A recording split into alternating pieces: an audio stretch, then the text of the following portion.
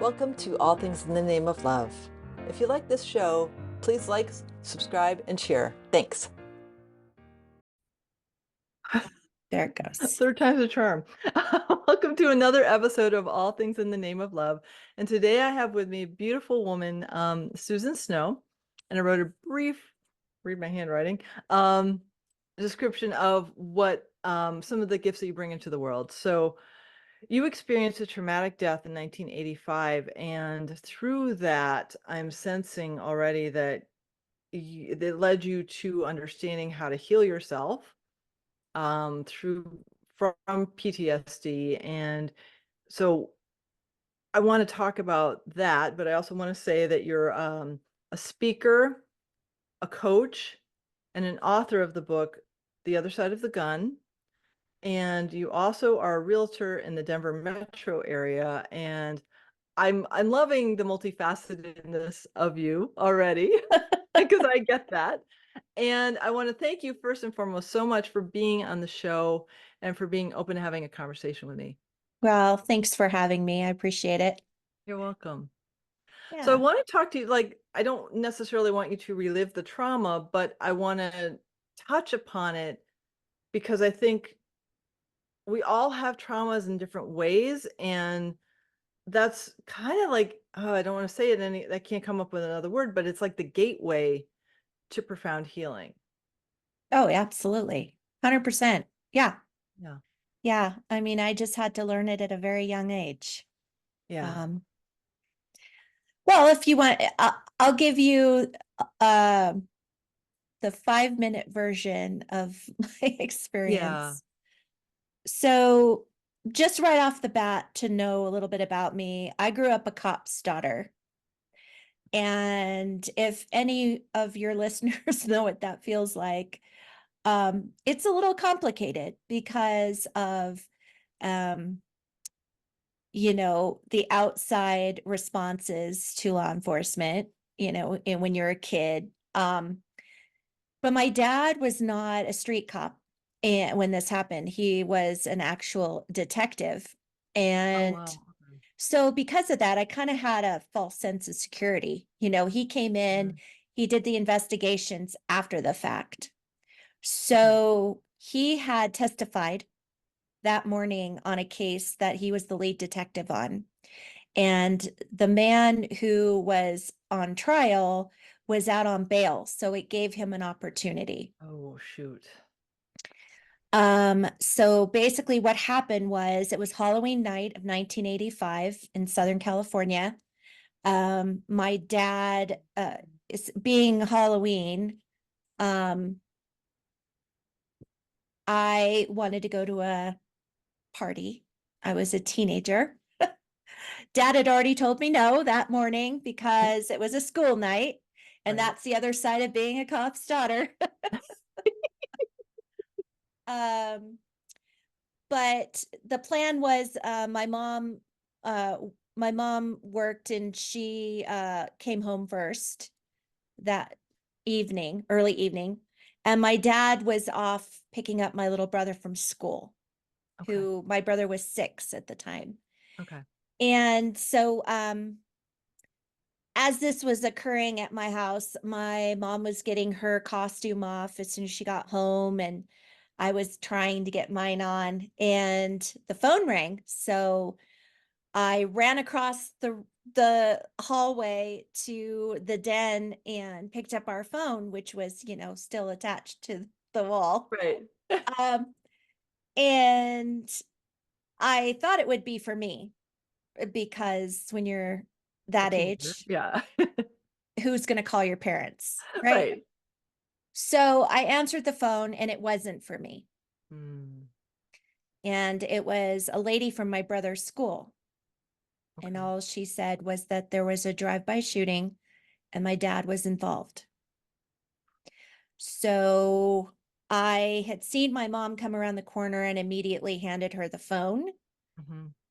And I watched her as she was talking to this woman, trying to like lean in and listen in as much as Yeah. I Yeah. could. But all I had to do is look at her body language. Mm. And she started to kind of slump forward, and I knew it was bad.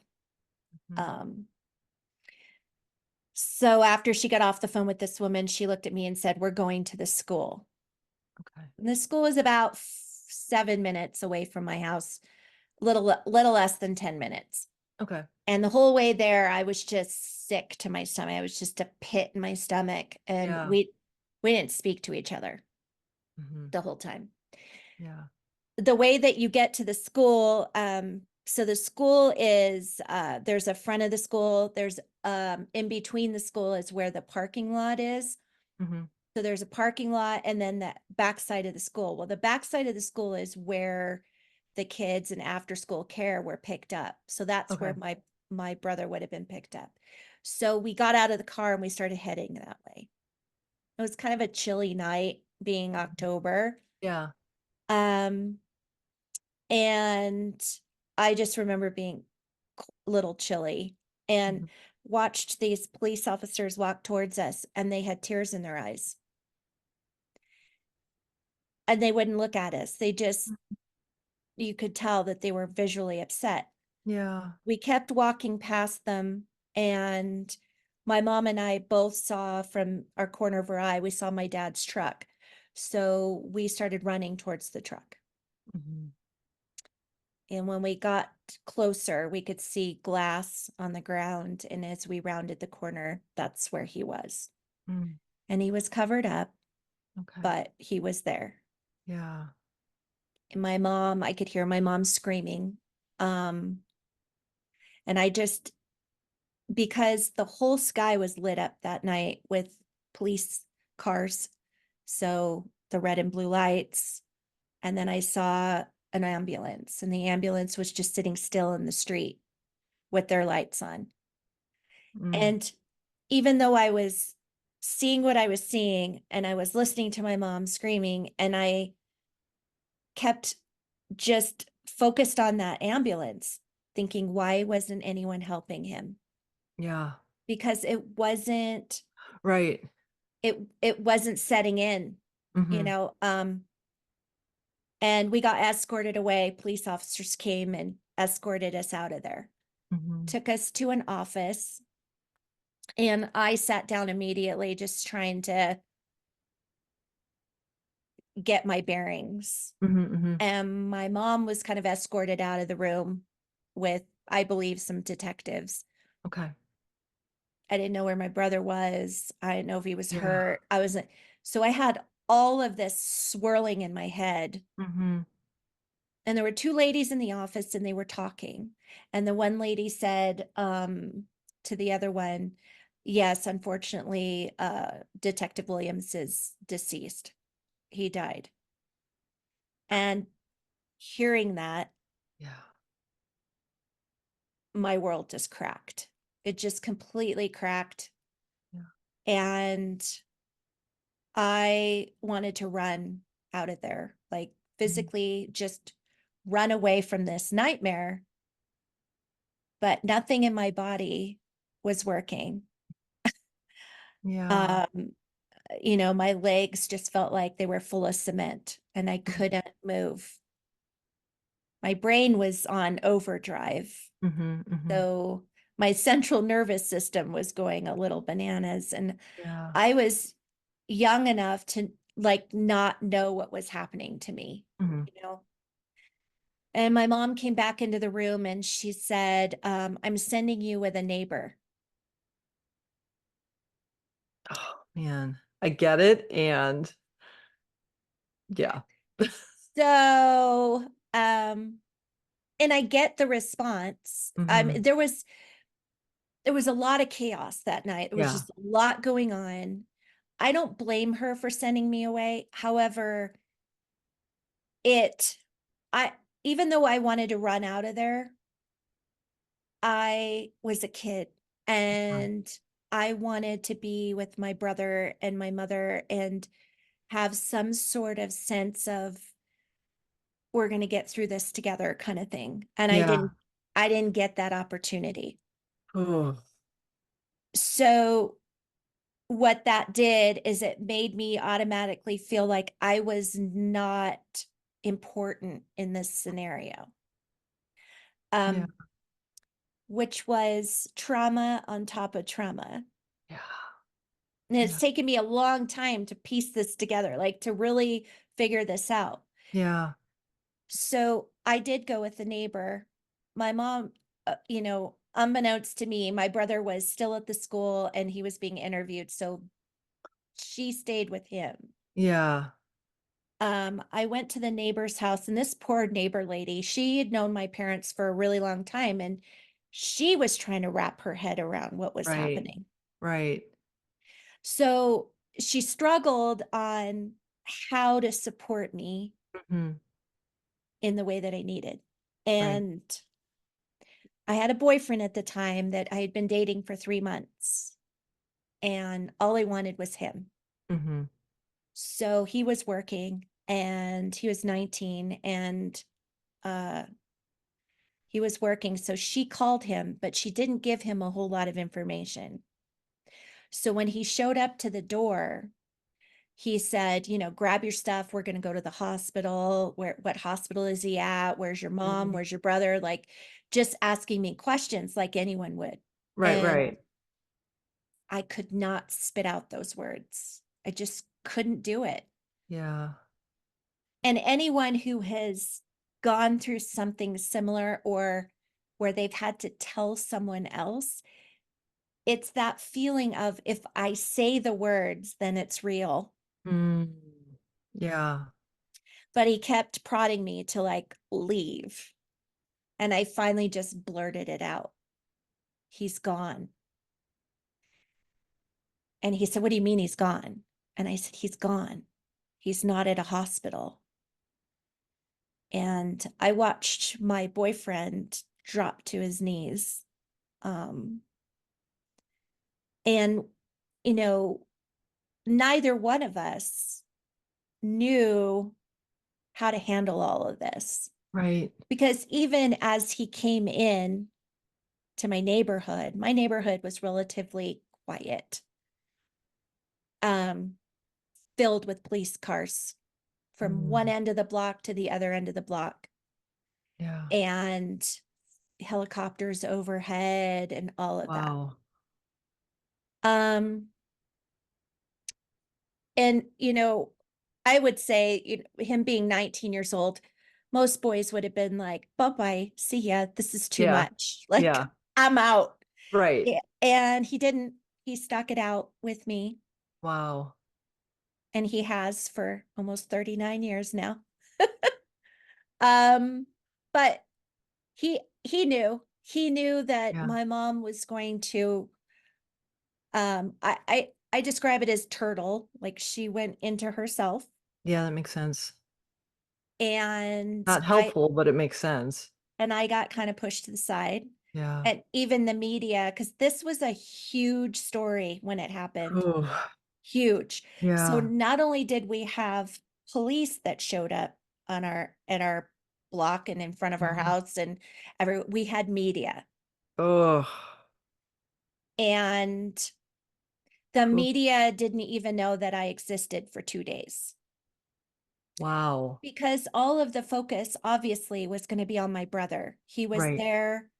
My dad's last thing on that he did on this earth was to tell him to duck down. He knew what was going to happen, and he saved my brother's life. Wow. So obviously all the focus was on him. Mm. He was 6 years old at the time. Yeah. And I mean, that's a given. Right. But between being sent away, between, the media not knowing anything about me for 2 days, Mhm. it just started my mindset on this trajectory of I'm not important. Yeah. And we're talking the 80s here. Okay. So in the Yeah. 80s, there was no talk about mental health. I know I grew up in the '80s. I was a teenager. I was like, we're about the same age. So yeah. Yeah. There were no resources for kids, Mhm. Mhm. and there was very little known about PTSD. Right. In fact, back then it was called shell shock or a couple other things, right? Mhm. So I really, in the very beginning of all of this, did not know how to navigate any of the stuff that was swirling around in my head. Right. So I had not only just lost my dad, who was my hero and my best friend, but Mhm. he was my safety net. Yeah. So anxiety was one of the first things that hit me pretty Mhm. hard Yeah. because I thought a couple of things. Prior to this happening, my mom and I, we didn't, we've never had a really healthy relationship. Mhm. And so I was like, he was the go-between, he was the mediator, Mhm. the voice of reason. Mhm. And my dad was a very present person. Was Mm. very present. Okay. And I lost that. So then I was thinking, like, how am I going to navigate my relationship with my mom? Yeah. Now I've become almost like a second parent to my brother. And it was just a lot. It was a lot of Yeah. responsibility. Yeah. And I didn't even understand it. You know what I mean? Right. Yeah. But at the same time, it's like I watched my mom do the things that she did and like the way she, and everybody handles pain and trauma differently. Mhm. So I'm not blaming anything. It's just that my mom chose to drink. So uh that contributed to some abuse. Yeah. So that was really hard for me to navigate as well. Yeah. And at the time, when you lose someone like that and it's a especially if it's super traumatic, you like live in a fog. Like Mhm. I just existed is basically because Yeah. like I didn't feel like I was living. I felt Mhm. like I was existing. Right. And I was struggling because at the time, without knowing it, I was suicidal. Like I wanted to be with my dad. I Yeah. didn't want to be here, right? Right. And but again, being a kid, I didn't know how to verbalize that to anybody, Right. where I was almost like embarrassed to feel the way I was feeling. Right. But I did everything that everybody told me to do all the time. So if you pushed me into a direction, I would go. I would do it. I would go. Okay. And um, so my mom had come home one day and she said that the advocate for LAPD had said that they wanted us to go into therapy. And I didn't know a whole lot about therapy. Right. For me, it was like, okay, well, if you go to a therapist, you're crazy. Right, because that's what it was back then. I was a kid. Like I Right. didn't. So, and I'd never been introduced to therapy. I didn't, I knew nothing about it. Mhm. So, my mom said, we're gonna, you're gonna go to therapy. And I said, okay. So I met with this gentleman and, you know, I, I don't blame him because I don't feel like he was educated enough in the type of trauma or Mhm. any trauma for that matter. Right. Right. So anytime I met with him, our he never asked me. Like I tell people this and they go, "I'm sorry, what?" They never he never asked me how that night affected me. He never asked me any questions to help me verbalize what was going on. Like it was Wow. it was very shallow and it was very general. And so every time I saw him, even though like before I got there, I was like, today's the day. He's gonna figure it out, make me feel better, right? Right. Um, it never happened. He always wanted to talk about my mom, me and my mom, me and my boyfriend, me and my brother, and school. Not Eh, helpful. Not helpful. because I was suicidal. I was a hot mess. Let's just How he like like I'm hot struggling with mess. the disconnect because Right. like I mean, yeah, you're 17 and you don't even know what you're feeling because you're 17, and we grew up in a culture back in the 80s where like expressing our feelings wasn't really Right. promoted. Suck So it you up, get all these buttercup. right, just like we're bottle it up in here, but you have this massive trauma that like LA knows about. Right. And you have this therapist who's supposed to help you, and he's like avoiding this huge, huge piece of you that's the one reason you're there. Right. Yeah. So Wow. an entire year I saw this man, and the last day I saw him, he looked at me and he said, "Susan, you're a well-rounded young lady and you're going to be fine for the rest of your life. And I don't need to see you anymore." Wow. And I left there and I was like, "Oh, what just happened? I don't get it.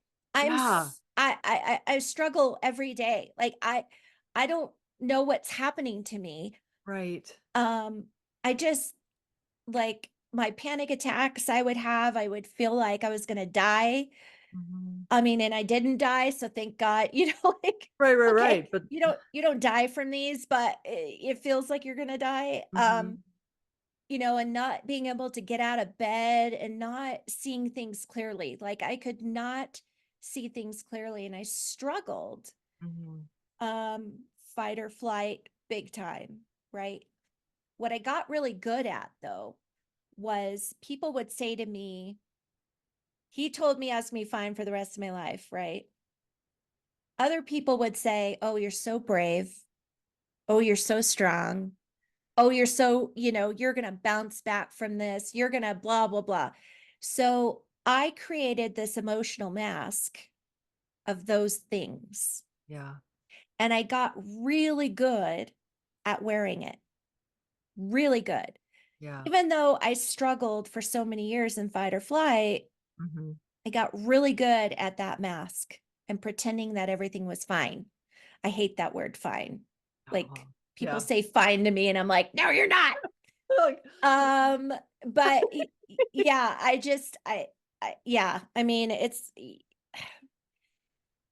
that's one thing that I talk to people about all the time is their emotional masks. yeah, yeah. Um, I get that because, like, until about 4 years ago, I did not know I was anxious almost my entire life. mhm. And then I'd wake up in the middle of the night, and then I started learning somatic stuff, and I finally felt it, and I'm like, "Oh my gosh, I had no idea." Yeah, So I yeah, get that really well. yeah.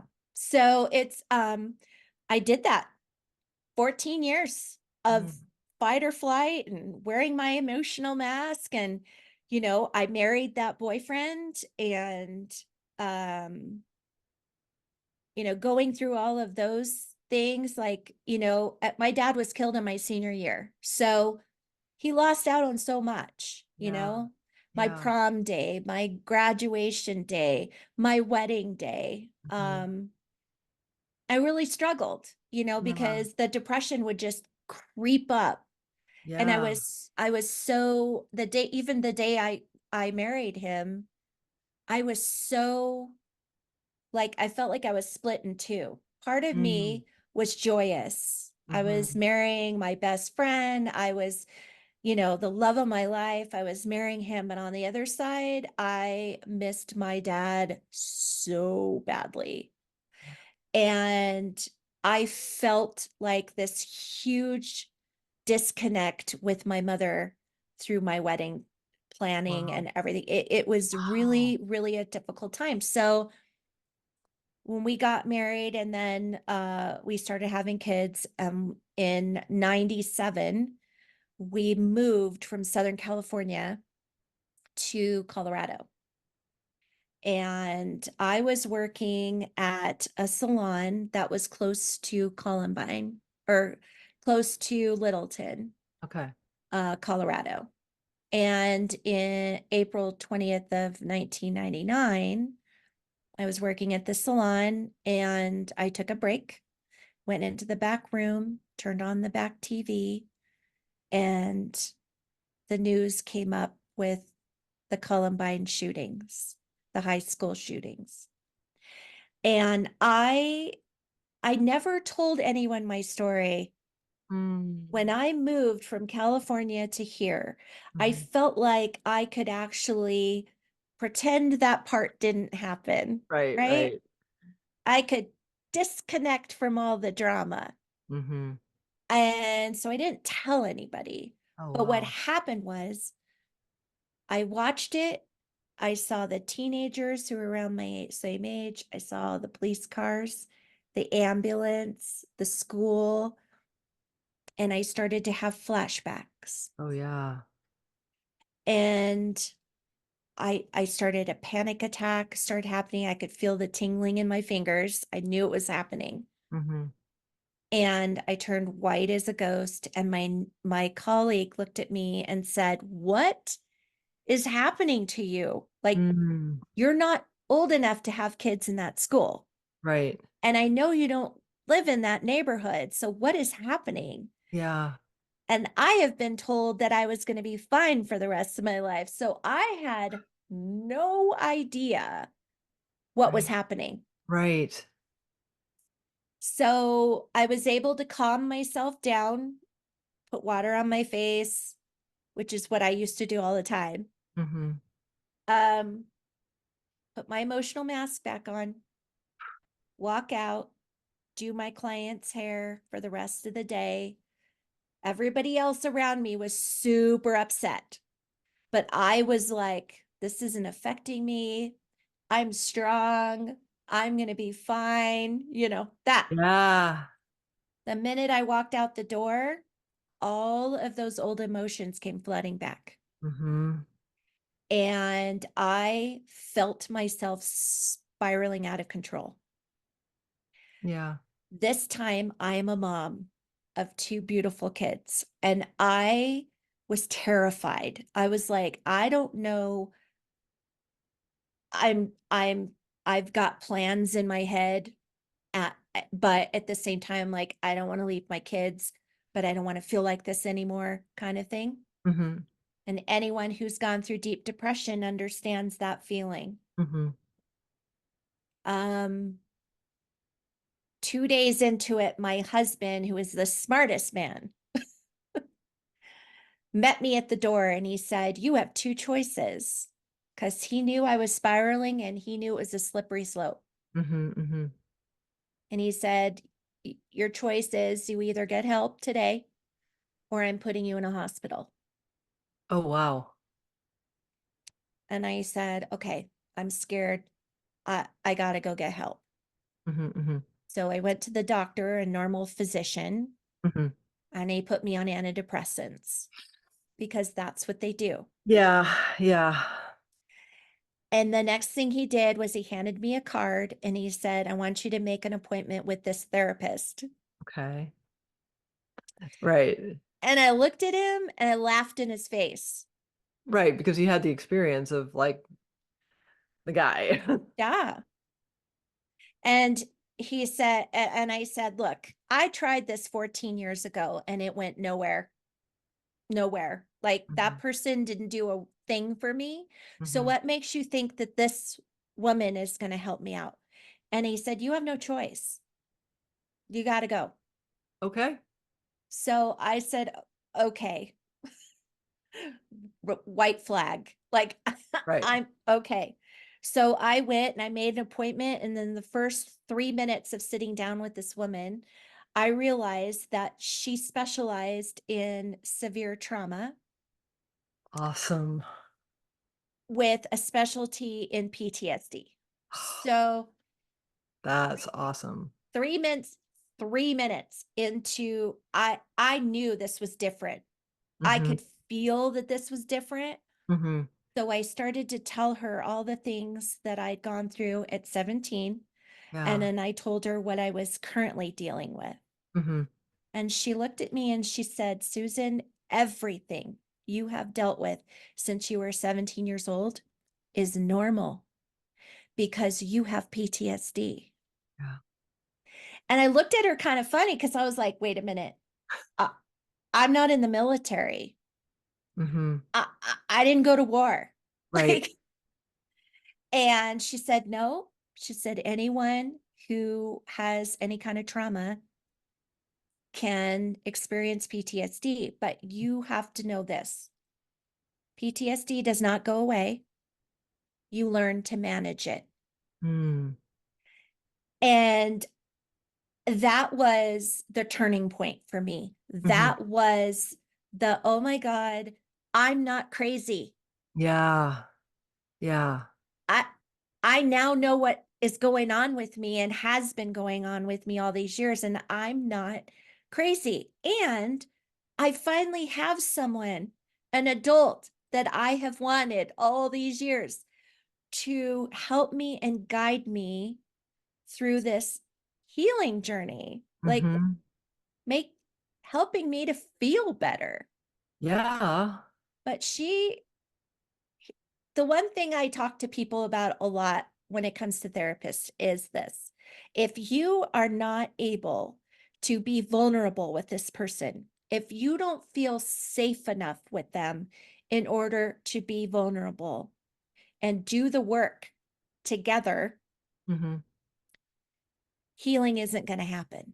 Right. Most people have that experience like I did and say, oh, it's therapy doesn't work for me.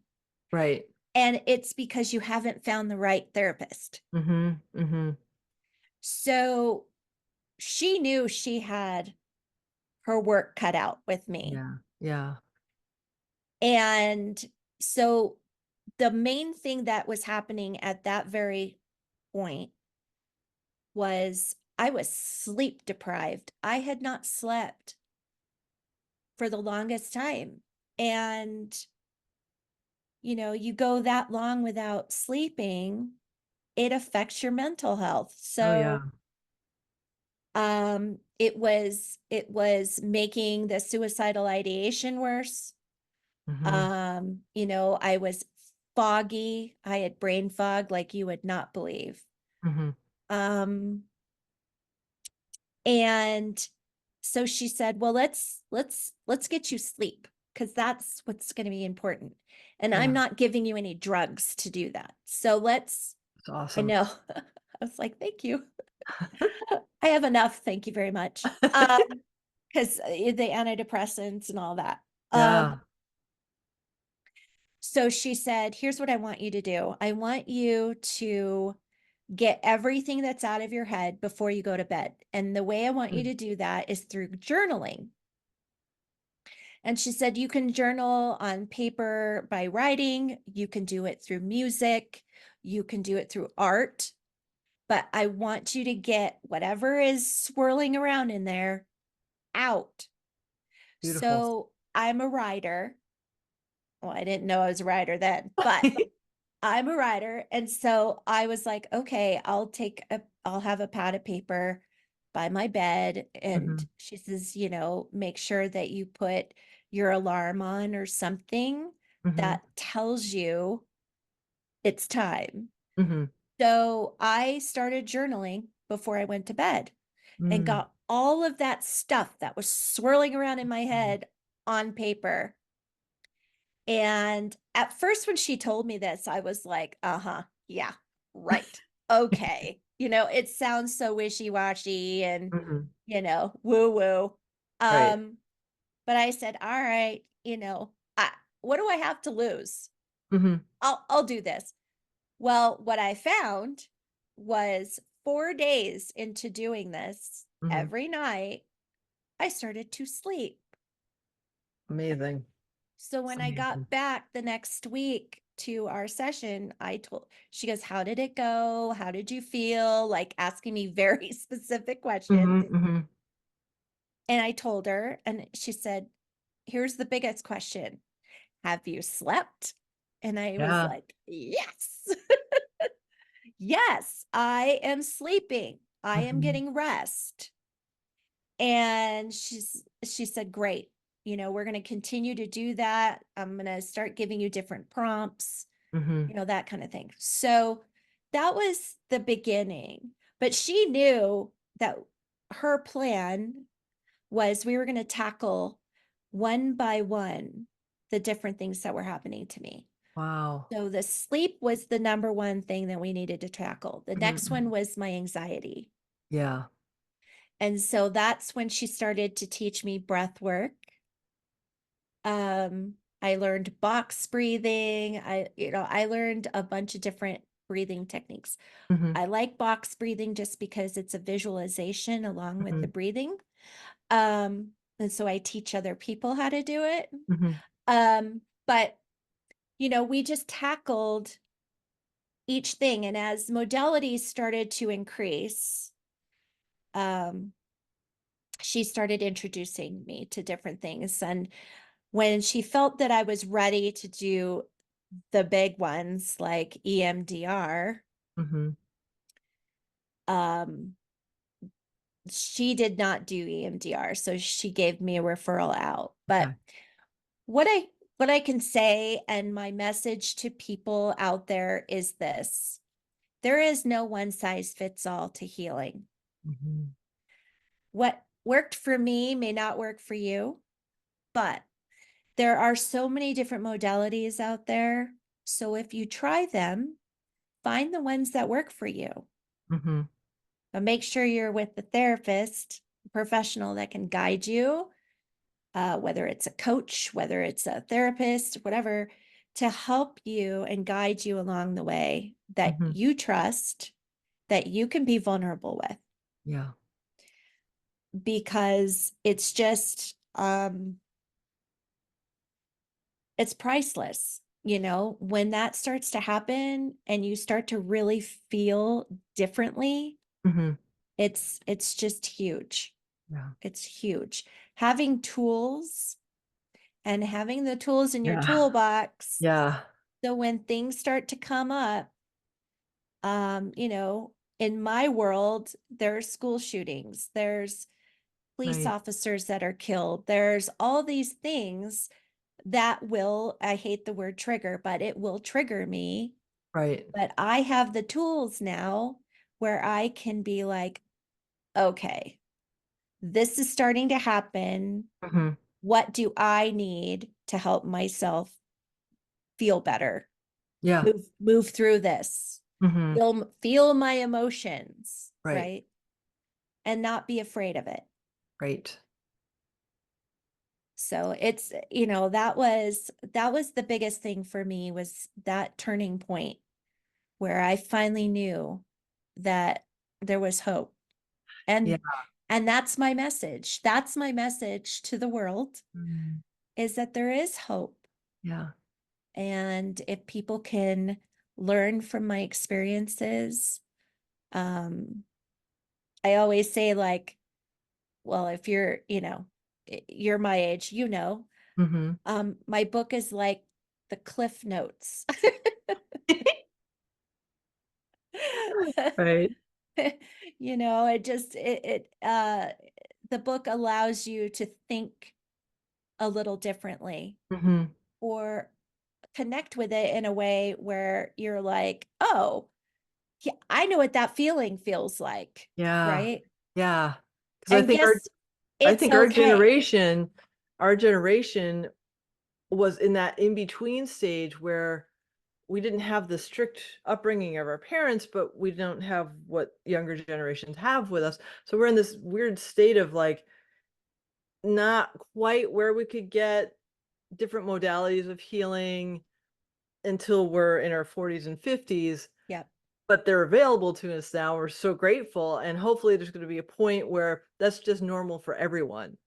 Yes. And that's one thing that I have been able to help my own kids with, Mm, because my own kids deal with different psychological things, and they live in a crazy world right now, and they're young right. adults. And so my hope was that they would see that mom found the resiliency in it, Mhm. and that I would be able to help them and guide them myself, Yeah. along with any therapist or whatever. At least I would know how to support my own kids Hmm. in their journeys. Yeah. Um, and so that's the really important part of that. not to mention, I think there's a lot of people, and I've found this out just by speaking to people, um, that they don't even realize that they've gone through trauma because Mhm, whatever it is, and I find that this is people who grew up in a abusive relation,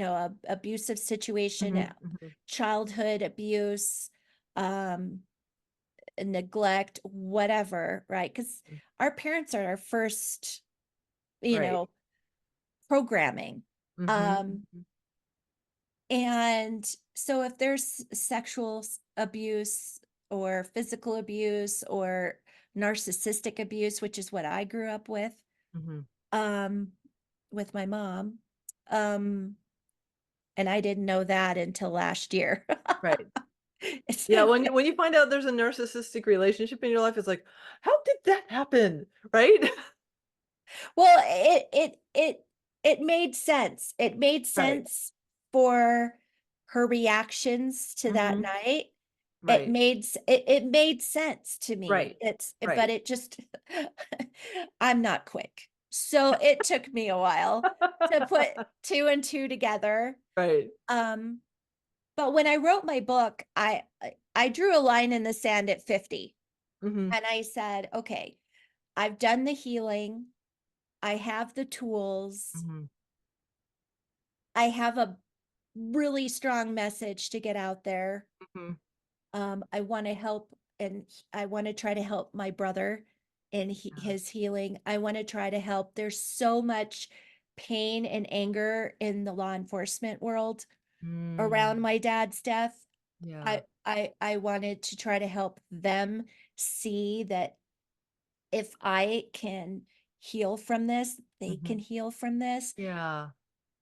However, there were fears in this book as well, and I talk about some things, about my mother and her journey um as well, and it was one of those things where I was like, okay, I have to be okay with whatever happens when this book comes out. So if it opens a line of communication with her and I, and we are able to have a conversation around it, Mhm, then great, mhm. because that's a healing thing. Right, right, Or it could blow us up. It right, could end the relationship. And I had to be okay with that. right. The other one was my husband, because we've gone through some things in our relationship in all these years. And I was putting that out there as well because it was traumatic. And so Right. the stackable trauma Mhm. um, was a part of my healing as well. Right. And then there was safety, Mhm. um, putting myself out there. The men that were involved in my dad's death were still out there, even though they were incarcerated. Okay. One was let go in 2017. He was paroled in 2017. Okay.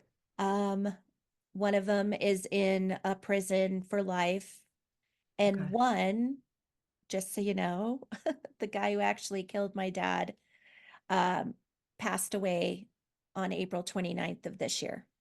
Okay. And so no holds barred. Right, No right, more fear. right. No more fear, no more. Mhm, And but anytime those fears came out, um, I would remember the purpose of the book. The mm, purpose of the book was to help other people feel hope and healing mm, in my message. mhm. And anytime those fears would start to well up as I was writing my book, I would put the faces of those people out there in front of me. Yeah. And it would allow me to, I have a tagline, bulldoze your fear. I was able to bulldoze through those fears Mhm. because I knew that the book was more important. The word was more important. The message was more important Right, than right. any of the repercussions. Yeah. Yeah. And I knew, and I felt like my dad was like kicking me in the rear end to get it done Probably was, yeah. A a little. little bit. Um, but it took me 4.5 years. And the reason it did is because I had to dive, I had to relive, I Mhm. had to be vulnerable, I had to be Yeah. raw and out there.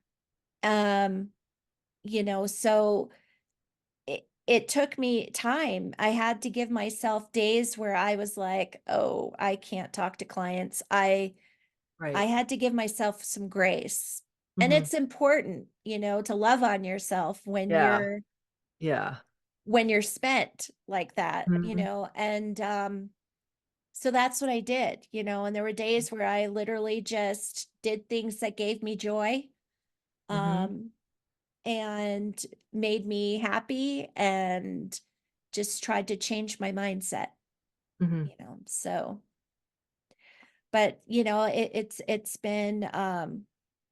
it's been an incredible journey, just writing the book and seeing how it is changing lives little by little, Yeah. which is Well, it's just opening the conversation to normalizing, like, I'll give an example from my life. Um, my right hip was dislocated when I was born, and so I was placed in traction at 6 weeks and then placed in a body cast for a year and a half. Now, do I remember any of that? Not consciously, but it's in here. Mhm. So I recognize, and I've done it a different way. I do energy healing and somatic presence. So like when I feel an anxiety, I just shut everything in my brain down from a lot of practice and Mhm. I'm present with my body and I feel all the things that are going on in my body until the energy goes away. And that's how I've been able to process stuff. And I too have had an interesting dynamic with my mom. And because I've worked on myself so much, our relationship is better. No, it's Now, good. the only downside is she has dementia now. I'm sorry. Thank you. That's hard. But it's also it's interesting to like see how it is because I my one of my gifts is I've seen how everybody in the family dies. Like when they leave their body, I can feel their souls. So like mom is sort of out of her body and sort of in her body, and it's a weird state to like feel it. Yeah. Um, but it's like that state of, like, not having attachment to, like, whether or not the relationship can be healed, but just healing myself Yep. is so important just to heal ourselves. It is. It's and I tell um so when the book came out, yeah, she her initial reaction, I had sat down with her ahead of time Mhm. out of respect. Yeah. And I sat down with her and I said, look, we need to talk about this, because she was out pushing the book without even knowing what was in it. Oh, Because in the 4.5 years, she never asked me what I was writing about. Like, what she would say, oh, how's your book coming along or whatever. And I'd say, well, it's coming, but I'm working with an editor. And then she'd be like, you're working with an editor? That kind of reaction. And I was like, yeah, mom, this isn't a hobby. Like, this is right, right, right. um so yes, I am working with an editor. Wow. But when I sat down with her, I said, look, there's going to be things in this book that are going to be difficult for you to read. Yeah. And I told her everything I talk about, everything. Mhm. I was Mhm. 100% honest with her. And Mhm. I said, I'm going to talk about generational abuse, and I'm going to talk Yeah. about you losing yourself and losing your identity and feeling like I lost my mom that night when I lost my dad. And, Mhm. um, but you're also going to hear about my suicidal ideation and the Right. hurt and the pain and the stuff that I've gone through as well. And, Mhm. that's not going to be easy, Right. although I thought that would be something. Yeah. um, when the book came out, I gave her her own, and she set it down with the mail and walked away. And I said, okay, that's fine. Yep. Um, about 45 minutes later, I got a phone call from her, and she said, I just read the first 2 chapters of your book and it's written really well. And I said, well, Wow. thank you. Yep. And I'm very present, like my dad. So I Yeah, was yeah. like, okay. And she said, it's written really well. You did a really good job. And I'm proud of you. And I was like, awesome. And I take that, and Yeah. then she proceeded to argue with which neighbor I got sent away with. But I didn't engage, Right, because that's a narcissistic thing. right, right. And I didn't engage with her. And I left it at that. Like we ended the Mhm. phone call and that was fine. Right, I am now a realist. So I was like, okay, so I appreciate that she knows that it was written well. right, Um, and that she's proud of me, but she's not done yet.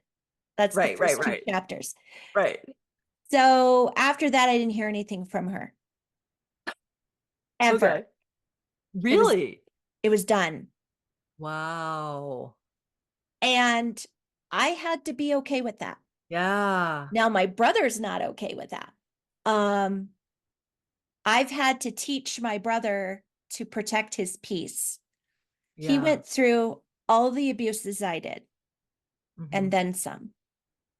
Because when I left the household, I had to at 18. I Right. had to. And he was 8 years old. Mm. Um, so I had to protect my peace. You're absolutely right. I had to be okay with her decision because that was Yeah, her decision right. to end our relationship. Mhm. And I had to be okay with that. And I Yeah, am. I yeah. am.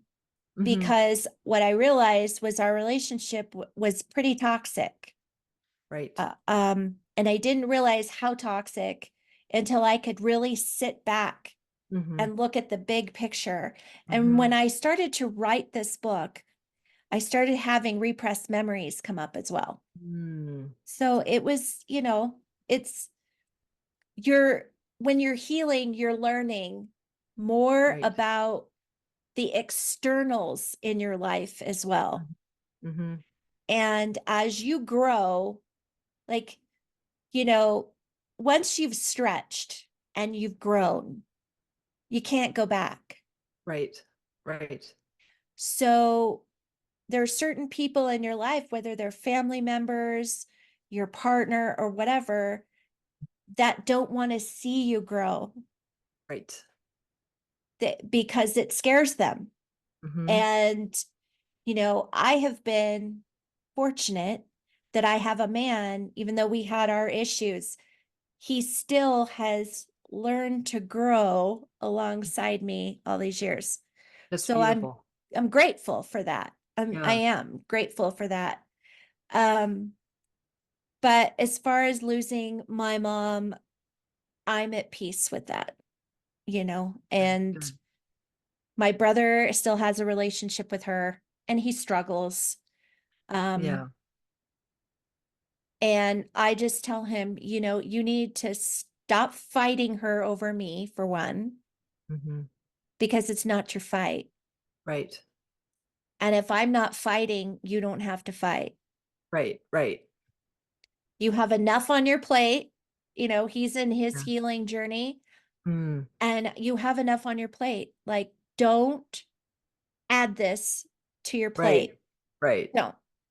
So, little by little, I'm the big sister. So Mhm. I'm 10 years younger than him or older than him. Oh, yeah. So,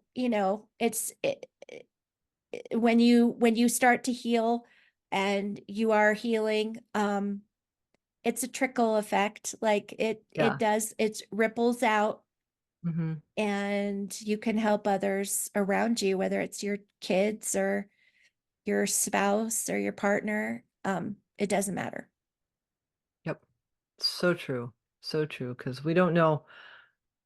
It's like how we show up for ourselves is really going to have the ripple effects, and we don't know what that ripple effect is going to be but to have the awareness to know that we are having a ripple effect is pretty amazing. Yeah. Yeah. And I feel, I tell people like my purpose was in my dad's death. Mhm. And some people hear that and go, "What?" Because that sounds like I'm saying because my dad died, it's my purpose, right? It's Right, no, that's not what or I hear. right, Yeah. right. And so it's all about perception. But what I explain to people is this, um, the route that I've gone and how I've chosen to always be the survivor and not succumb to the victimhood Mm, is I feel like I am my father's daughter. He had the same mentality. And I feel like that's what I kind of grasped onto, even though I mhm. didn't know it at the time. Right, right. But that's what I that's what I grabbed onto Mhm, because I saw her and him in the victimhood. And I thought, I cannot be that miserable. I mhm, cannot mhm. allow myself to go down that road. I can't. Right, right. I watched the turmoil and the pain and the anger just enveloping, Mhm. especially my mom. Yeah. So I didn't want that for myself. I already felt crappy. You Right, know what right, I mean? right. Like I already felt terrible. I didn't want to like pile on Right, right, more. And I didn't right. want to feel, even though I felt defeated for a very long time, I, I knew that at some point, at somewhere, the universe was going to bring me something that was going to help me feel undefeated. You know what I mean? Right, right, right, right. Yeah. So I just, when I tell people and I have conversations with people, you know, I just tell them like, learn from this experience. Um, the key things, your healing is your healing. Mhm. It's not your therapist's healing, it's yours. Right. And so you need to be priority, which means you need to make sure that you are surrounding yourself with people that are able and capable. And when I say trauma competent, it's not Mm, just educated, it's right, competent. right. They are totally able to go alongside you and guide Mm, you on your journey yeah. of healing. And it's important because you can't give up on yourself. When you say, oh, therapy doesn't work for me, you're giving up on yourself. Mhm. And you can't do that. Right. So, everybody, their trauma is different, their loss is different. Um, so clearly, you are the number one priority in that scenario. Mhm. So that's my message in a That's a nutshell. beautiful message, Susan. I am so grateful that you shared that with me, and I'm gonna ask you the final question, and that is, how do people find you? Oh my gosh. So I am on Instagram, Susan_Snow 1. Um, and I'm on TikTok now. Good for Um, you, I'm not. I didn't want to go there, but I was told to start telling my story on TikTok. Okay. Um, get my message out to as many people as I Yeah. can. Yep. And I want to get on stages. Mhm. So I've been on several stages since the book Oh, came out. cool. And the other way you can get a hold of me is I have a website. It's susansnowspeaks.com. Awesome. It my book is on Amazon and it is again, it's The Other Side of the Gun, My Journey from Trauma to Resiliency. And it is on Amazon. It's a paperback form and it's a Kindle form. Nice. So you can do Kindle. If you're on Kindle Unlimited, you can read my book for free. Nice. And yeah, I mean, the best way I think is to reach out to me. You can reach out to me through my website. There's a part where you can go in there and put your information. I am more than happy to talk to anyone who just Awesome. wants to chat, needs an ear, um, maybe, needs a little guidance Mhm. or has some questions. I'm free to answer any of those things. So Thank you so much, Susan. Thank you for the work you do in the world. Thank you for the courage that you had to face and receive support on your journey. And thank you for your beingness. I so appreciate you. thank you. You're welcome. Thanks for having me. You're so very welcome.